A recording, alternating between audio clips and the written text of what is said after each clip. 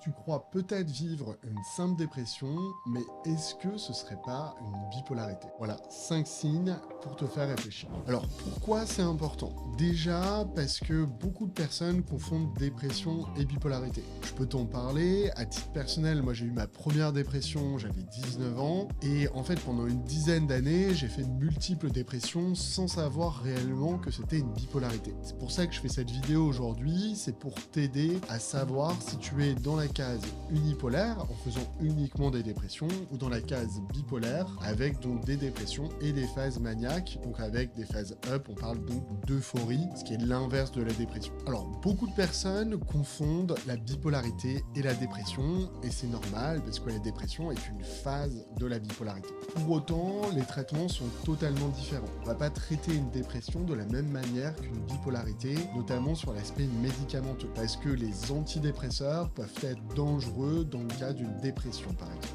Se tromper de diagnostic, ça peut avoir des conséquences néfastes, comme ça a pu être le cas pour moi, et je vais te donner quelques conseils pour mieux différencier une dépression d'une bipolarité. Alors déjà, l'âge des premiers épisodes. Souvent, et bien sûr là, on est dans des généralités, chaque cas est spécifique. Lorsque la première dépression est avant 20 ans, souvent, la probabilité que ça soit une bipolarité est plus importante. Alors qu'une dépression simple, généralement la dépression va commencer plus tard. On parle plutôt à 30 ans qu'on va faire sa première dépression. Alors bien sûr, ce sont des généralités et ce que je t'expliquerai un petit peu plus tard, c'est comment savoir réellement pour te diagnostiquer. Parce qu'une vidéo YouTube n'est pas suffisante, mais ça va quand même te donner des éléments de contexte pour t'aider notamment.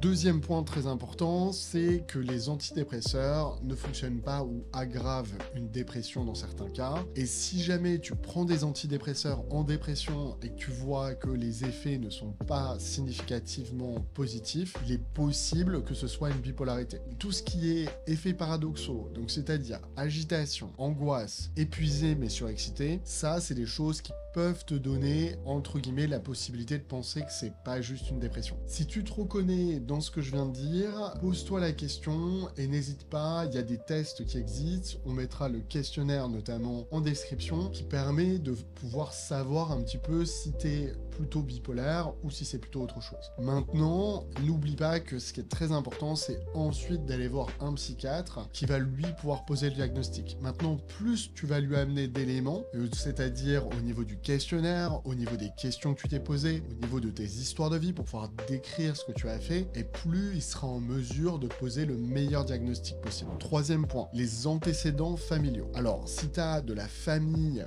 ou des enfants bipolaires, pareil, vu qu'il y a un aspect génétique dans la bipolarité, ça veut dire qu'il est plus plausible que ce soit une bipolarité qu'une dépression par exemple. Bien sûr, c'est moins significatif si c'est des cousins éloignés, c'est souvent si c'est tout ce qui est parents directs, où là il y a une plus forte probabilité. Quatrième point, les épisodes dépressifs à répétition. Donc si c'est plus de 3 épisodes en 5 ans, c'est un signe fort. Alors oui, la bipolarité est cyclique. C'est quelque chose qui va revenir dans le temps. Et tout ce qui est hypomanie peut parfois passer inaperçu. Moi, à titre personnel, j'ai fait plusieurs phases hypomaniaques sans savoir ce que c'était et sans que les psychiatres puissent repérer ces phases. Notamment parce que j'allais consulter pendant les dépressions et pas pendant les phases hypomaniaques. Donc si tu sens des moments d'euphorie, des projets grandioses, c'est aussi des questions que tu dois te poser sur une potentielle bipolarité. Ensuite, cinquième point qui est très important, c'est les effets des stabilisateurs d'humeur. Normalement, si tu prends des stabilisateurs d'humeur, ça veut dire que tu vas voir un psychiatre. Et donc, n'hésite pas à en parler avec lui. Mais généralement, par exemple, si tu prends du lithium et que tu vois une amélioration significative au bout d'un mois, ça veut dire qu'il est plus plausible que ça soit une bipolarité. C'est pas une preuve, mais c'est une piste à explorer. Et ensuite, il va y avoir des changements qui seront pas les mêmes,